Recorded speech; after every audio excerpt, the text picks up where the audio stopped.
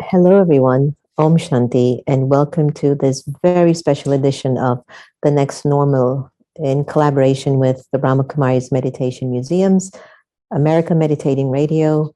And we're so happy that we have bought into doing a book with Sacred Stories Publishing. And we couldn't be more delighted to be with you on this auspicious day. 02/02/2022 is no mistake why a book is being released based on our intimate relationship or connection or experiences with the divine. Many of you have known me over the years. My whole life has been committed to not only my love for God, but my love for service in uplifting humanity to its best capacity. As much as I know that we struggle sometimes to be our best version, but there is something beautiful in the struggle, because I think it actually leads us to a deeper, intimate relationship with the divine. Our special show today will feature some of my friends and co-authors who are traveling alongside with me in this journey of this new book, Meditation, Intimate Experiences with the Divine Through Contemplative Practices. Each story just opens you up to thinking deeper about your own journey in life. And the co-authors that are joining me today are no less. Of course, we have over 30, so I couldn't choose all of them today. But over the next few months, we will definitely be able to hear other stories in the book. And it's my pure intent and pure feeling that you will be called after this show to get a copy, to share it, to read it in the evenings when you're lying in bed, to maybe gift it to a friend, and to have a conversation about your own inner longing, your own inner conversation or relationship with God. You'll hear me talk a lot about Baba. As you know, if you've been with me on my journey, I call God Baba because it just humbles me.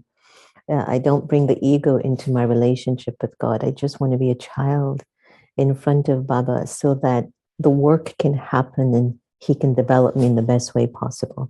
So sit back and relax. We're going to have a wonderful hour together. And I could not be starting the show out than with the beautiful Kristin Hoffmann, who's a Juilliard-trained, incredible songstress, but someone who I've had the fortune of traveling with for a long time. We met in a very unique way in California, and since then, we've been really hooked together, doing a lot of amazing things in service, and her beautiful voice will definitely speak volumes in terms of her link to God, to Baba. Kristin, thank you for joining us for the book launch. Om Shanti. Om Shanti, Sister Jenna. It's such an honor to be here today celebrating this new book. And Sister Jenna, I just have to say, in regards to the subject matter of intimate experiences and conversation with divine, you have this incredible way of always sparking my connection with divine and my creative spirit to new levels ever since we first met. And I'm so grateful for that. And today I'm going to be introducing a brand new song in celebration of the book called Sweet Divine. And it's amazing. Sister Jenna and I, a few months back, before an America meditating retreat, we were on the phone one night, and the next day there was going to be another author, Caroline Mace, coming on the show to talk about this subject in relationship to her new book. And we thought, oh, wouldn't it be great to bring through a new song? And I went to work that night, and the next morning I played this song live on the America Meditating program. And it's amazing that now it gets to be birthed into full form. I did a full studio recording, and we're going to bring it through to support this incredible meditation book, Intimate Experiences with Divine, at this time. So just to let you know, I will be we're going to see the music video today for the first time, but I will be officially releasing the song globally on 2/22/2022, another super master number day. And we will start with the launch on the Unify platform between 2 and 3 p.m. Eastern Standard Time. And I think Sister Jenna and I will be sharing that hour together and celebration of the book and the song and all, right? Sister Jenna, you're going to be there? Oh, yeah, I'm going to try to. Yeah. Yeah, I'll be there. I have a feeling she's going to be there in full divine form. But we will just be getting into the spirit of this song. This song is all about our intimate connection to spirit, these conversations that are so personal. And when we truly give ourselves permission to create a space and step into that quiet part of ourselves and just be present and observe and love into that space, the divine emerges. And it can be instantaneous. It's not something that you have to work years and years for. It's literally an instantaneous occurrence when we get quiet, when we go within and we just open to that divine energy. The connection is almost immediate, and we can develop it and keep it in this incredible growing form as we continue to tap in again and again and again. So without further ado, should we check out the brand new video? What do you think, Sister J? Please, I can't wait. Okay.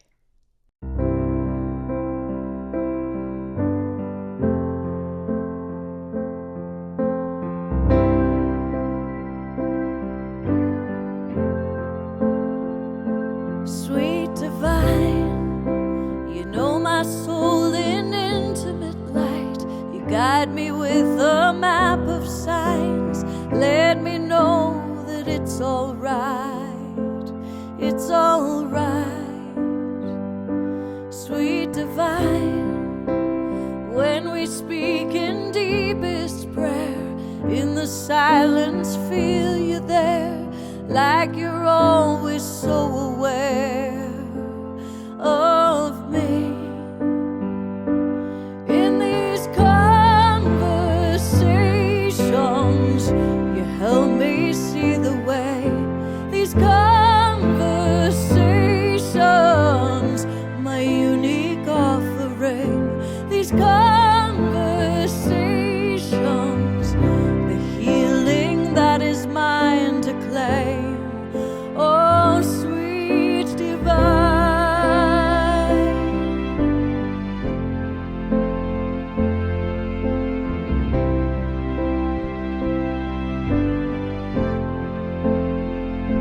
Sweet divine, in your gaze I'm never alone. You lead me back to heart and home. Help me hear the truest tone of who I am.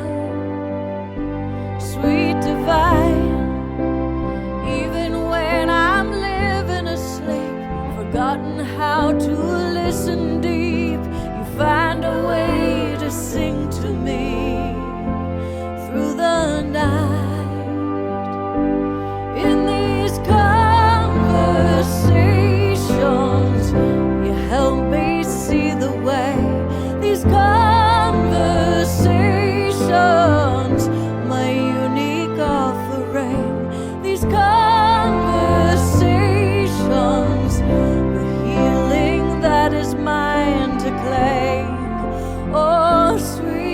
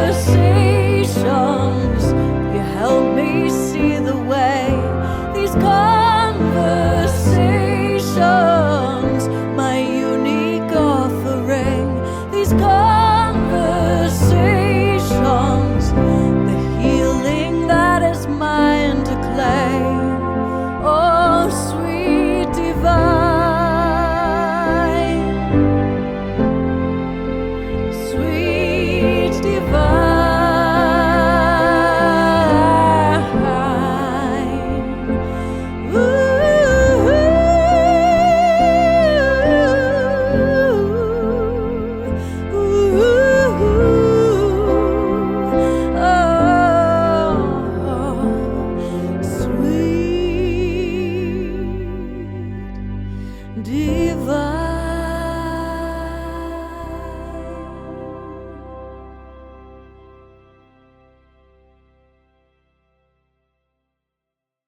These conversations, my unique offering. These conversations, the healing that is mine to claim. Oh, sweet divine,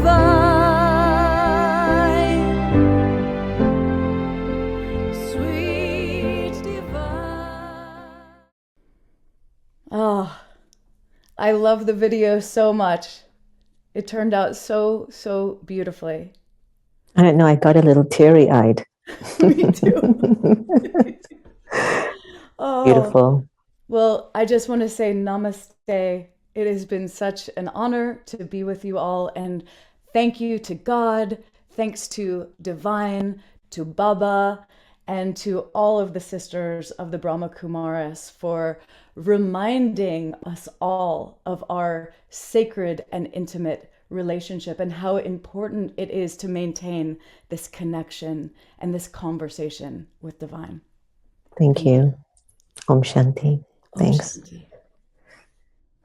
Well, everyone, we're off to an incredible start. You'll get a chance now. You're getting a complete experience of what's in this book. My next guest is Yogesh Sharda, someone that I've known for many, many years. Actually, he doesn't remember this, but he got me in trouble in India one year. I happened to have been asked to bring some cake to a private meeting they were hosting with all the brothers in the BKs in India. And I didn't know how private their group meeting was with all the brothers, but I was just told to bring cake to their party. And so I brought the cake to the party, and would you believe he squealed on me to say I was in their brothers betrayed? I don't think he even remembers that. But apart from that legacy, this is a young man that I have watched embody the energy of the divine and the grace and the depth of his relationship with Baba cannot be hidden. And I'd like to welcome Brother Yogesh, who happens to be on page 137, as he talks about his experience from the age of 8 years old, I believe, Yogesh. And just on your journey, what is it that has made you commit your life to the Father? And what was that point that the recognition happened, as you shared in the book? Welcome. Yeah, thank you, Om Shanti, and thank you so much for having me. Thank you, Sister Jenna, for honoring your journey over the years. That's inspired me. And just to say to Kristin, when a piece of art is divinely inspired, it is so obvious to see. And that was divinely inspired for sure. So yeah, when I was around 8 years old, I started going to the local Brahma Kumari center in the east of London. And of course, at that age, I didn't understand too much about spiritual knowledge, but I loved just to sit and meditate. I was a quiet child, and even now, I prefer being quiet rather than speaking. But yet, I found one particular day when I was sitting in the meditation room, I just felt I detached from my physical body, and I just became aware of myself as being the spiritual energy which is making this body work. And it was so clear that I am the soul and the body is my vehicle. And then I felt a pull towards what we call as the soul world, or the home of all souls. And so my eyes closed in the meditation, and I just felt myself like flying in a spaceship of thoughts up towards this region, which I visualized as a kind of golden red region of complete silence and peace. So firstly, I was absorbing like a sponge, the peace, the silence, the stillness of the home of all souls. And then secondly, I felt the presence of the divine, who was also like a star, very powerful, very bright. And I was just bathing in that divine energy of love and acceptance. And it was timeless. It just felt after my eyes had opened that it was a few moments that had passed by. But when I looked at the watch, it was, much longer, maybe 40, 45 minutes. And so it became so clear to me that this divine being is there, my friend, my mother, my father, and part of my everyday life must start with honoring my connection with that being. And one thing I think I've always enjoyed and paid attention to is to live as a child of God. So not just in the meditation, but the inspiration was at every moment, let me really live as a child of God. And so in that sense, worry and fear and unnecessary thinking does not belong to me. When I forget I'm a child of God, then overthinking happens. But the moment I remember, whose child am I? And for me, these two questions are very focusing. Who am I? Whose child am I? That just brings me back to the right connection with myself and with the divine. And then I find that I'm able to see life as a game. And also it puts me in a position to be able to share in my relationships, to give love, to be patient, to forgive when I remember whose child I am. And so then it became a living relationship from that moment onwards. Yeah. Beautiful, beautiful. Well, I felt that when I was reading your particular chapter and how it was such I think you explained the depths of the intimacy, and sometimes you can never find words for it. But we can feel it through your presence, Yogesh. And thank you so much for joining us for the launch of the book. Thank you. Thank you. As we move on, a very close friend of mine, Reverend Sylvia Sumter, senior pastor for Unity of Washington, D.C. Church. We've been through the throes together, many travels, many experiences, many projects, much to my amazement that as much as she's a lover of Jesus, she's a lover of all beings. And her encounter on page 127, which was a divine encounter, which kind of connects to Yogesh's as well, I think brings light to, despite whatever your religious traditions are, don't close your door on the other children of God out there who can actually support you in your journey. So Reverend Sylvia Sumter, thank you so much for contributing to the book, and thanks for your story. Shanti, and thank you, Sister Jenna. I think that this was a divine idea planted at the right and perfect time for this book, because as we all know, the world is really searching for something deep and meaningful, something that connects us to one another. And it's the journey inward. But when I was a child, I knew that there was something a little different about me. One of the activities that I used to love to do was when I had an opportunity to be outdoors in the evening or at night, I would gaze up at the stars and I would recite the wonderful children's poem, Twinkle, Twinkle, Little Star. And that was one where children would utter and affirm that prayer and hoping and wishing that they would get some wonderful gift or present. So I would do Twinkle, Twinkle, Little Star, how I wonder where thou art, up above and down below. And it was sort of, grant me this wish I wish tonight. And most children would wish for a bike or a toy, but I would always find myself wishing for peace, for humanity. Now, I was a young child, and even I knew that that was a bit strange. And every time I would try to wish for something, material, my heart would just wish for the healing and the blessing of humanity. Now, little did I know that, of course, part of my life's journey and purpose would be to serve humanity. But that little child's vision and that inner wish was what prompted me on my spiritual journey. I've been a seeker for as long as I can remember. And part of my seeking, I would often make these pilgrimages to India, to an ashram in India. And the monks would take us very often through certain processes to open us up to that inner domain of our own hearts and minds and to the realm of the divine and spirit. And on one occasion, we were in the temple and we were all lying on the floor. And after having gone through a breathing exercise that they took us through, all of a sudden, I found myself in this place where I was observing this tremendous white light, and it was off to my left side. And I was trying so desperately to turn towards the light. I wanted to gaze into this powerful, it was a pull, it was a drawing of my spirit and my soul.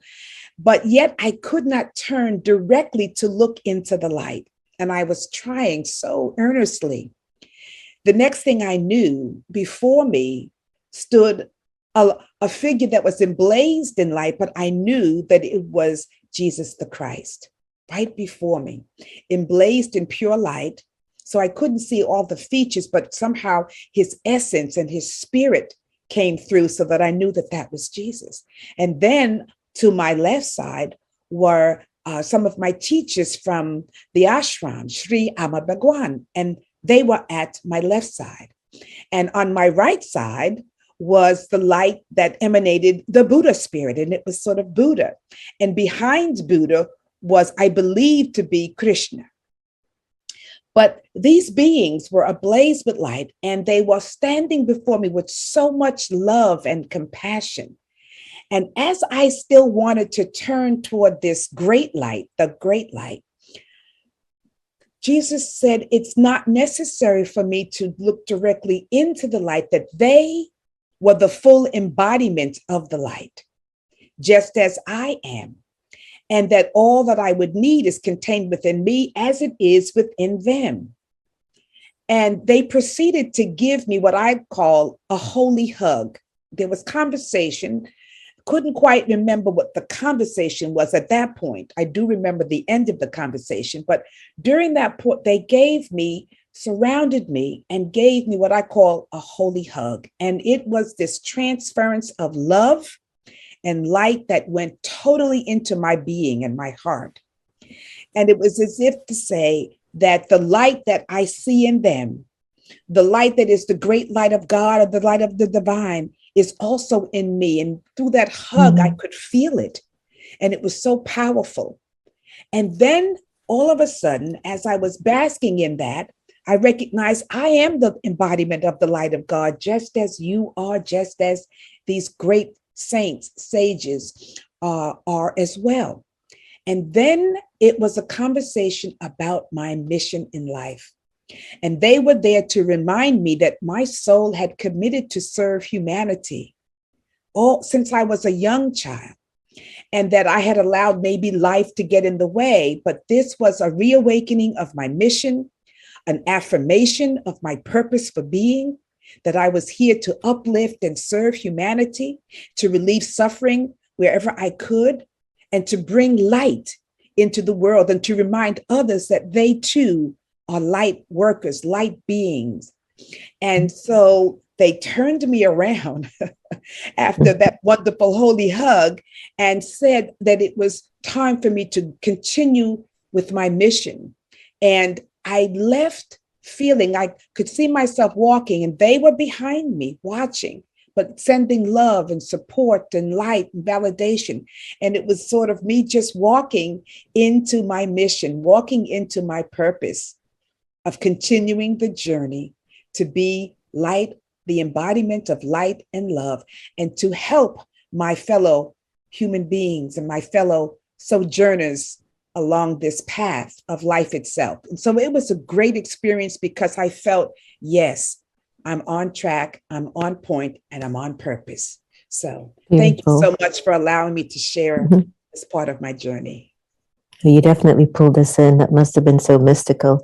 I love the reality that the light is within us, and we are made in his image too, of light. That's been a message we've been hearing over time, but I think now we're getting it.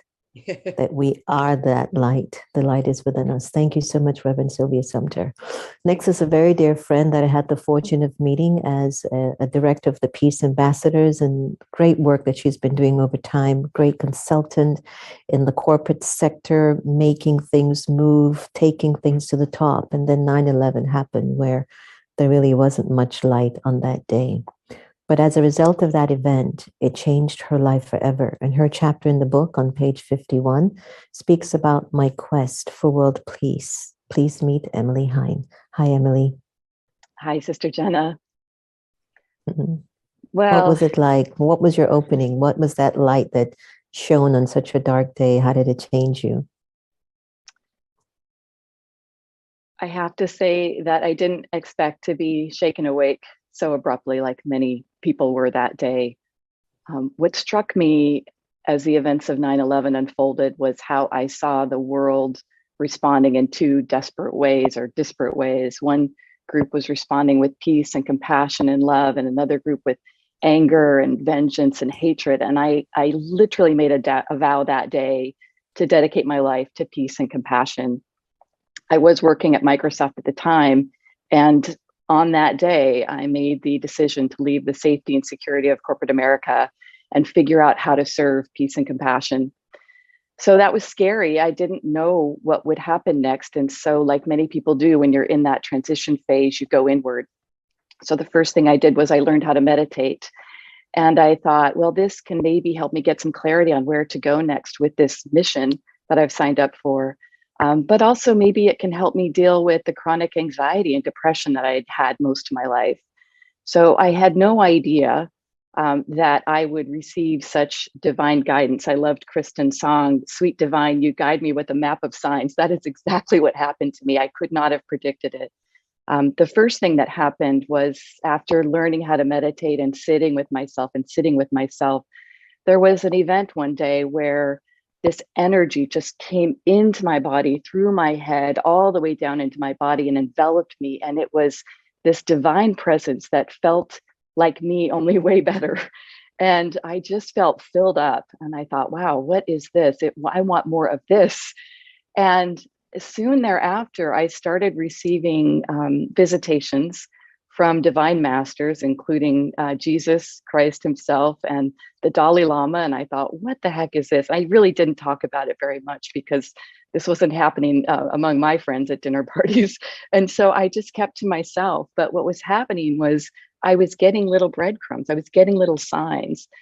Jesus guided me to volunteer to work for an effort to help create United States Department of Peace, which literally would require an act of Congress. And so I would have to go to Washington, D.C. and lobby for this Department of Peace. And I just felt too small to do this. And I was sort of arguing with Jesus, as one does in meditation, and saying, I'm not big enough for this. I can't do this. And he didn't say anything in response, but he showed me an image of my body next to the Washington, D.C. buildings, the Capitol buildings, the congressional buildings. And then he showed a visual of my body growing in size to 2 to 3 times these Capitol buildings. And the message I received loud and clear was, you are not that small. You have the divine light, the divine guidance to be huge. And there is no act of Congress. There is no person, no political affiliation, no nothing that can get in the way of the strength and power of your soul and of the divine light. And so that is a message that I took forward that day on. And I did go to DC and I did lobby Congress, and I share about that in my story. And I went on to do other things related to peace and compassion that were pretty extraordinary. And I never would have had the confidence to do that if this divine light hadn't come into me and I hadn't been shown sort of my bigness in the world. Mm-hmm. So that's what I wanted to share today. And I do think the timing of this is so critical, Sister Jenna, the timing of this book and just the collective transformation that we're all going through. So it's important we share our stories to inspire others to wake up, go inward, and also transform themselves in the world. Yeah. What I loved about yours is that it reminds us that if we void out the energy of Baba from our narratives, it becomes very hard. We don't think we're ever going to be enough. Right. But if we can incorporate the energy of God's light into our choices, and wherever my tribe sustains me the most, whether it's in Christianity or Islam or Hinduism or Buddhism, wherever it is, you can feel a resonance with a community of folks that maybe feed into you. Yet that light is ultimate and for all. And if we can just let it feed more into us at an unlimited level, can you imagine what we could do? I would have loved to have seen you all pumped up bigger than the Capitol. I love that. I love that. Thank you so much, Emily Hein. You're a wonderful gift to our world. Thank you. Thank you, Sister Jenna. Thank you.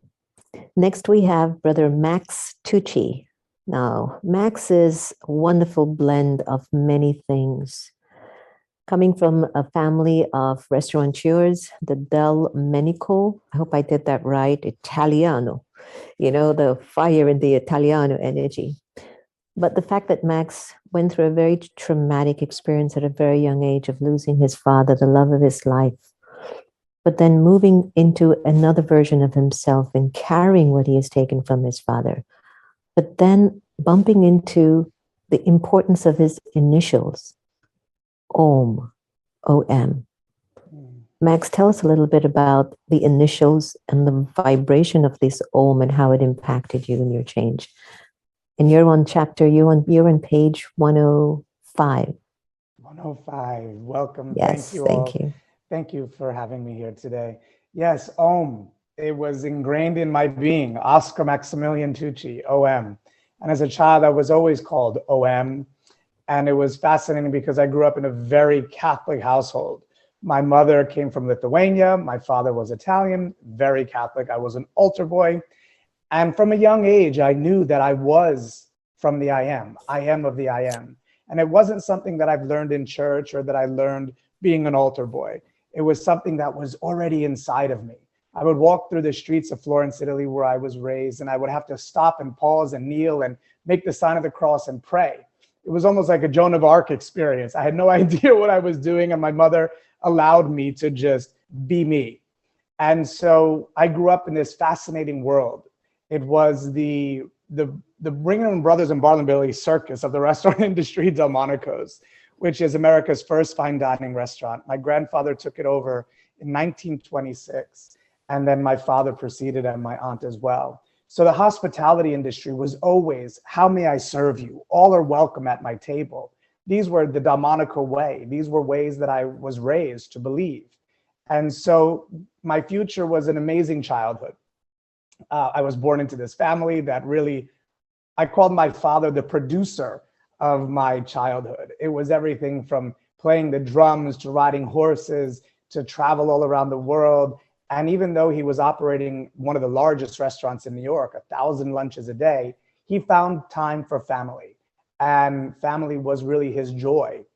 And so on my 8th birthday, on Valentine's Day, which is my birthday, my father had a massive stroke and passed away. And as a child at 8 years old, I thought, oh, my father is just going away. He'll be back. I didn't understand that there was an absence that was going to create a huge void and also anger in my life. And I remember being at his funeral, and I remember we have a mausoleum there, and I remember standing there in my little coat, and I was just expecting like him to come out and have a party with us, and we go back home, and there was this enormous party. Everyone from dignitaries and politicians and socialites were there, but my father wasn't there. So still in my young mind, I didn't realize where he was. And for years, I really thought about, where is my father? Not realizing that my father was already in me. And it was very much like the Lion King. He lives in you. And when I was growing up, I met a fabulous woman by the name of Letty, Grandma Letty. And I was doing a yoga class at the age of 14, I believe. And Grandma Letty at the time, was the teacher, the yogi. And I wrote down my name, and she said, Om, Oscar Max Tucci. Was your father Mario? I said, yes. She said, I was supposed to be your nanny and go to Italy with you, but I went in a different direction and started teaching special ed. So we reconnected in that moment. And in that moment, Letty was like teaching me yoga. She was teaching me meditation. And she would always tell me about this ashram in Florida called Kashi, Mahajaya. Teach all ways are of the divine.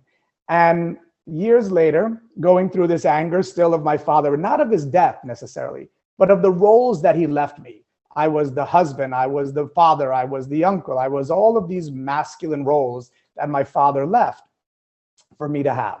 Now, for me, that's what really, I think, aggravated my being, because I was a free spirit. I'm an Aquarius. If I didn't have skin, I would be everywhere. So I remember the anger. And again, not the anger of his death, but the anger of the roles that I had to take on. So I moved to Florida, fast forward, and I find myself at Kashi Ashram. Majai had written a book, 11 Sacred Spaces. I wanted to interview her on my podcast, Max and Friends. And so they said, well, you have to come and meet her. I said, it'll be a pleasure. I went to meet her. I walk in, and Ma, in her big loving way, goes, come hug the guru. What do you want from the guru? And I looked at her, I said, nothing.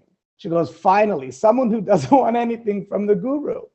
And I said, it's not what I want from you, it's what may I offer you? And that comes from being raised in a family of hospitality. How may I be of service to you? And so Ma said, walk the property and just surrender.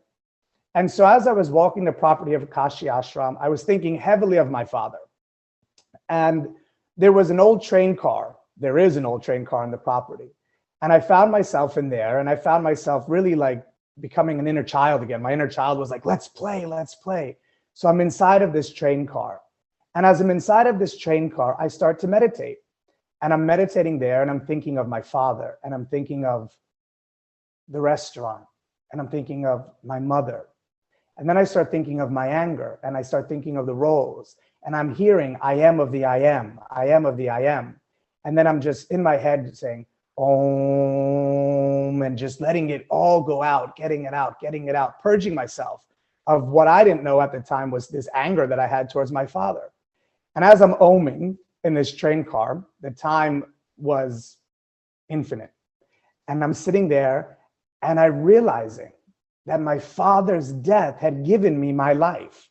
It was an epiphany in that moment, that in order for me to be who I am, that I did not have to be chained to the restaurant of Delmonico's, that I could live my life, that I can go into this industry of multimedia, that I can go into podcasting, that I can go into radio and television and fashion and photography. His death was my permission to be me. And so it was in that moment, or in those infinite moments, that I realized my father's death was my biggest gift in life. And the fact that he died on my birthday was the biggest gift, because his death gave me my life. And it's not that I wished him dead. It was that I realized he allowed me to go be me, live my destiny, be a part of this world that we all live in, and to know and remember that I am of the I am. And so it was in that train car at Kashi that really my anger, I surrendered all. I call myself a spiritual gangster. You know, I'm not the one that sits in meditation all day long, but I know that it's a place of really peace. And it's for everyone. And everyone who's tuning in, no matter who you are, no matter where you are, no matter what you believe, take time to be still. Take time to be still and know, and take time to meditate. And I thank you for having me here. Thank you so much, Max, for your contribution. I mean, what touched me about your story is that you knew your father is in you. And when I think about the father of the soul, just imagine the beauty and the divinity of God, the Supreme Father, in us, and how that can express in such a beautiful way in our character and our personality. Thank you so much. Thank you so much. Thank you. So next we have a dear friend who I've known for quite a long time. We don't want to reveal our age, but we've known each other for over 2 decades. And we have had the privilege of working on a multitude of events and programs and initiatives that have changed the lives of millions of people around the world. Dr. Kanu Kogod, who is one of my dearest friends and a consultant and somebody who's an exquisite facilitator of conveying messages, has offered something in the book that I loved because it was so fascinating. The universe is within, the universe within you. By her being on this retreat, and I thought it would be great for her to share with us that telltale moment of when you kept calling out to God like you're getting really upset now, which we sometimes do get upset with Baba. But then he looks and he smiles, he goes, whatever. But something happened to you. Share with us a little bit. Thank you. Thank you so much, Sister Jenna. And yeah, I have to give a little context in order to really get the depth of the experience that I had. Um, I had been a seeker for a really long time, and I had met all kinds of great beings, and I had been looking because I was really unhappy with my own religion, which wasn't giving me like a spiritual sense. And so I had met Swami Muktananda when he came to Gainesville, where I was a graduate student, and in that time, uh, I I I was like open to whatever happened because I had already met a number of great beings, and I thought, well, this is going to be really nice. And then in meditation, when the meditation started in the first retreat that we had, I had that awakening. I had that full awakening where I became detached from my body. I only saw myself as a light of 1,000 suns. And it just blew me away. The whole experience blew me away how that happened. And without going deep into that experience, it changed me so much to help me see who I really am, like this light, this illuminated light. I'm not this body. I'm not all the roles I play. I am this light, and I really got it. So I came back to my normal life, which I was married at the time. I had a young child, and as I said, I was a graduate student, and I had a busy life. And all of a sudden, my life started to fall apart. I couldn't. It was like I lost my marriage. I'll just say it really quick. I lost my marriage. I became a single mother, working, going to school, and money was miserable. My parents had pretty much disowned me because I had changed my name from Sandy to Kanu, and they couldn't get over, was I in a cult or something? And it was such a shift for me to lose everything. So I came back a year and a half later. I came back and I saw Swami Muktananda again. I was at a retreat, and I was sitting in the back of a hall of 800 people, and I'm crying like, you ruined my life. How could this happen? All of a sudden I have no money. My parents aren't speaking to me. I'm divorced. I'm working all the time. I'm trying to take care of my son. How could this be? Like, I'm on a spiritual path. What's wrong here? And what was wrong was I was crying and crying and crying from all the things that were falling away. And I was very angry at Muktananda. And I was saying, if you are for real, if you are a real guru, you would come over here and you would tell me right now that you're for real and that this isn't all a hoax. And he wasn't coming over, and I'm crying and sobbing, and he wasn't coming over, and he wasn't coming over. And probably, I don't know, for maybe 20, 30 minutes, I was crying like this. And then I just decided, I didn't even decide. I actually didn't decide. It was just like an energy pulled me right up into the front of a hall of 800 people. And Muktananda, Baba, I called him, and we all called him Baba. He was sitting on a stage in a chair and didn't even open his eyes when I came forward, nothing. And I'm looking at him with anger. And then all of a sudden he unfolded his feet and he stuck his feet out, the soles of his feet out in front of me as I was peering at his feet. And as I'm looking at the soles of his feet, they started to change. And it was like a movie was going on in his feet. I saw the whole universe. I saw trees. I saw oceans. I saw people. I saw cities. It was like everything was going by really fast. And it lasted for about 2 minutes where I'm just looking. And then all of a sudden I closed my eyes and I heard his voice inside my head. I heard him say, you are crying about your small little life when I am giving you the universe. I still marvel when I think about it. I still am so moved when I think about that hit, that strong light of realizing everything had to fall away for me to be who I am today. I could not do the things I've done. I could not live the amazing life that I've had, the experiences of going around the world and being with so many amazing teachers and being a teacher myself, if it hadn't been for realizing that universe, that whole thing was in me. So thank you for letting me share, Sister Jenna. And thank you all for listening so beautifully. And may this book inspire so many people to find that light within themselves. Thank you. Thank you, Kanu, aka Sandy. One of the beautiful things about everyone sharing so far is the commonality of this energy of light. Like we've all felt the energy of light, and I could see it in Kristin's video, the sweet divine one, where, you know, what is that opening that I need to have in me to allow the energy of the divine to just gently take care of me and fill me up so I can live a full life. And it's interesting that we have all of our little, I wouldn't say avatars, but angels, guides, masters, friends along the way who will kind of nudge us along because they are so entrenched in the light. And for us to even be a part of this book as co-authors, we're all that.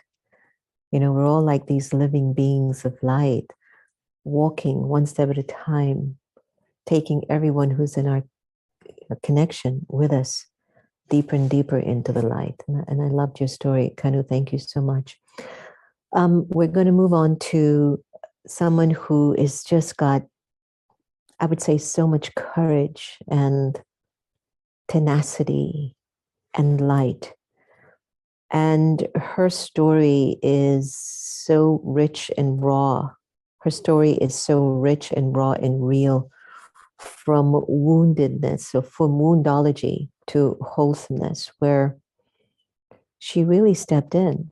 And to be different wasn't a crime. Imagine traveling through your journey in a very heterosexual world, and then later on realizing you might be a little different and that there's nothing wrong with that. But to be able to embrace your difference and just, it's no longer different now, but to just be you and to move from that place of woundology to wholeness. I invite you to welcome the beautiful Reverend Temple Hayes. Temple, thank you for contributing to the book.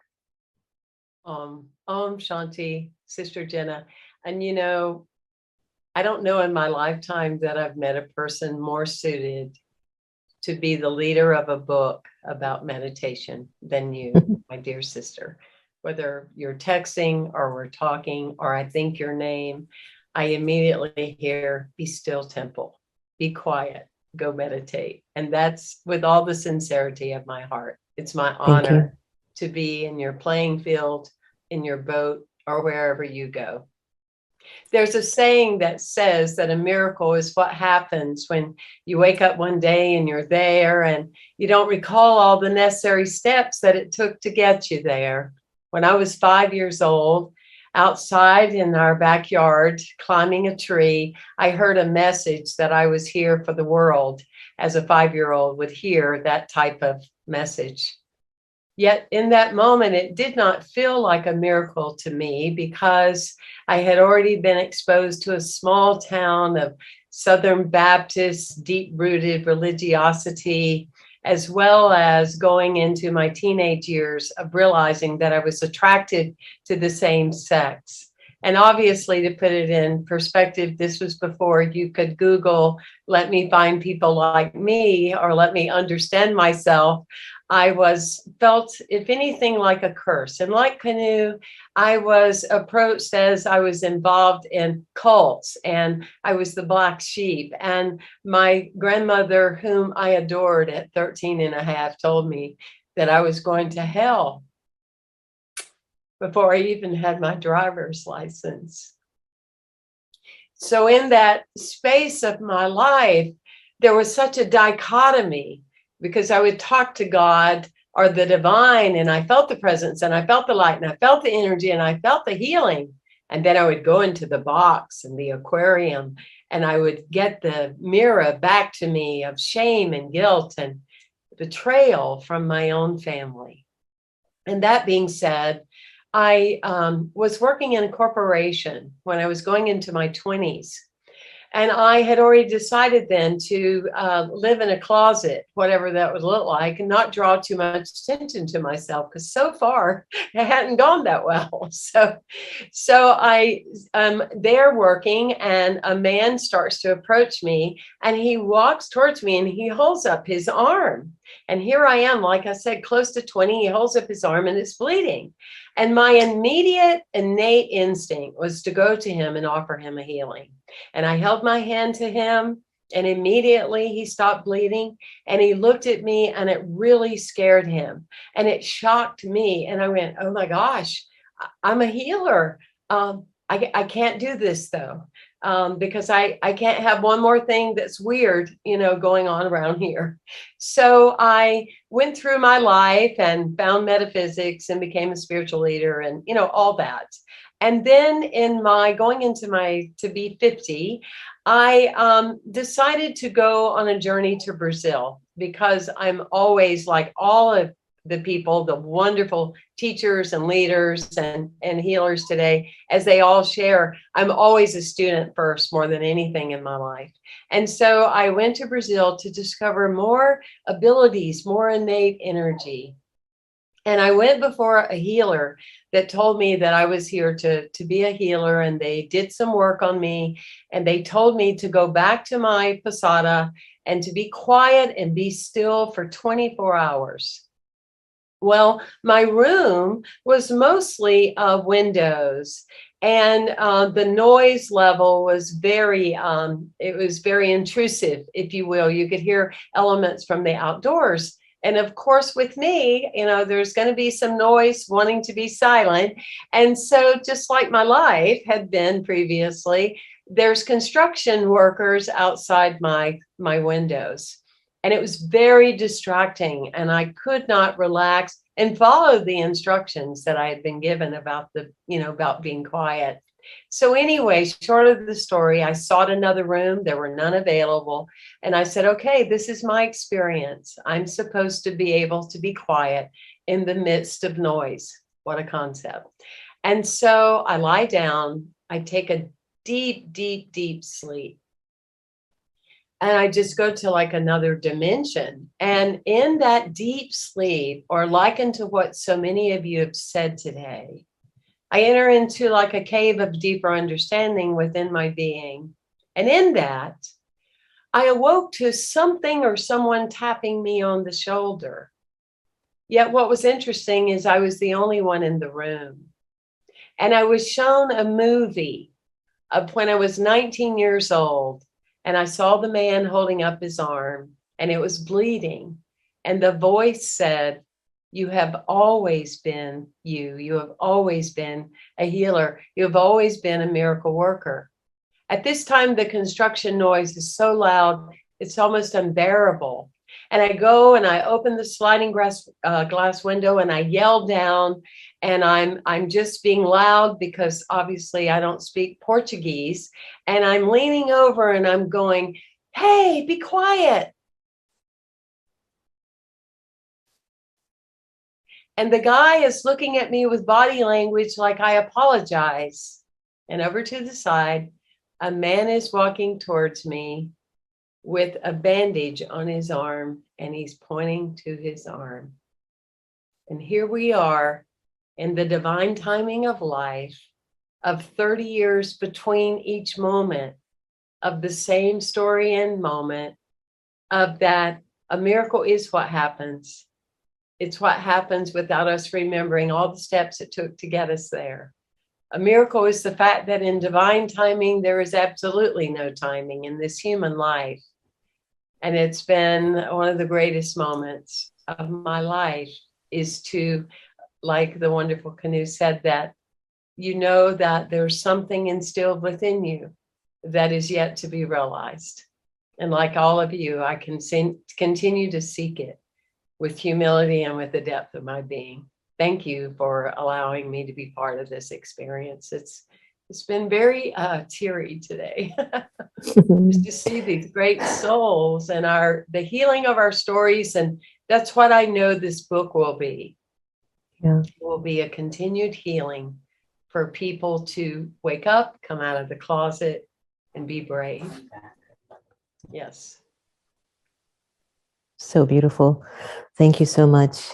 Thank you so much, Temple. There was a part in the book that I loved where your friend, when you were in Brazil, was saying, it's not that anything is wrong with you, Temple, it's everything that is right with you. Yes. Remember that part? Yes. Oh, yeah. Oh, yeah. Yeah. And I could only imagine what that felt like at 13, someone that you love. And then here is Baba's light going, don't listen to that garbage. Listen to me.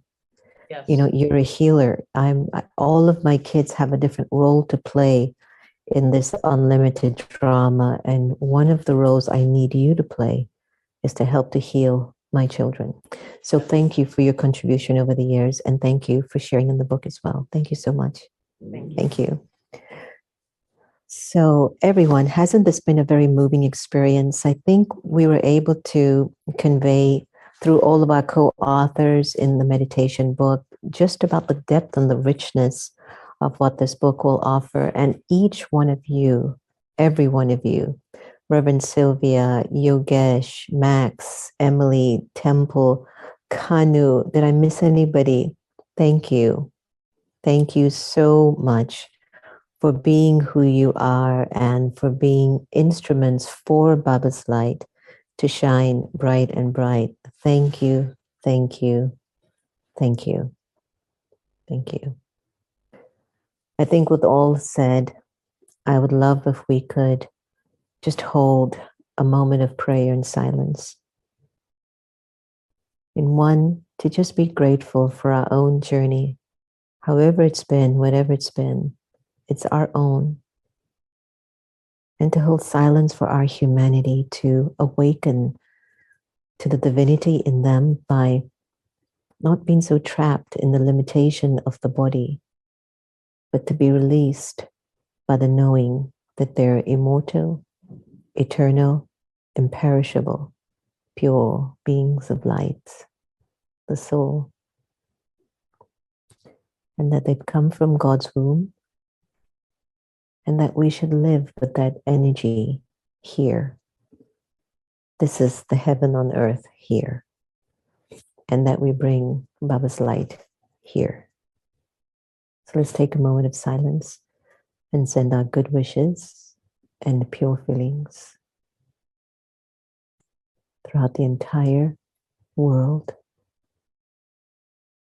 north, east, south, and west.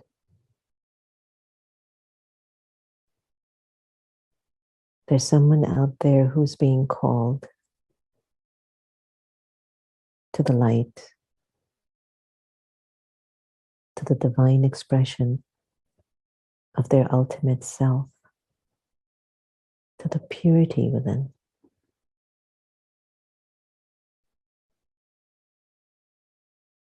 It's time to answer and move forward.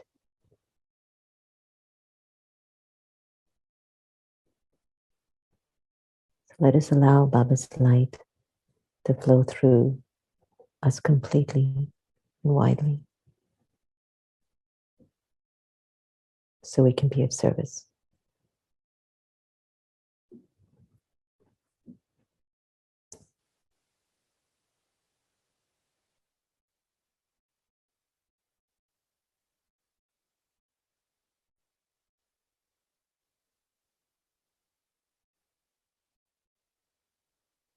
Om Shanti. Thank you all so much. I would just love to see everyone on the screen so I can give a big, what was that hug that Reverend Sylvia said? A holy hug. I want to give a holy hug to everyone. And this has been quite a moving experience, I'm sure, for all of us involved, and hopefully those of you who are out there to feel the sincerity and the intention of this book, but of every author in the book, that they've opened up and shared something so meaningful to them, to you. It is with our pure wish that you will also open up and find your own purpose and your own meaning. So thank you all so much. Om Shanti. Om Shanti. Lots of love. Lots of light. Meditation. Intimate experiences with the divine through contemplative practices. A common sentient series by Sacred Stories Publishing. The quieter you become, the more you're able to hear. Rumi. A time to choose. We find ourselves right now in the age of great transformation, one of the most consequential moments in human history. These are indeed the times that the great prophets and seers throughout the millennia have spoken about. Mankind has experienced and survived many eras of tremendous change, of course, yet with each turn of the spiral, the permutations become more amplified, as if there will be one final revolution of the cycle that turns it all around, so we can start anew once more.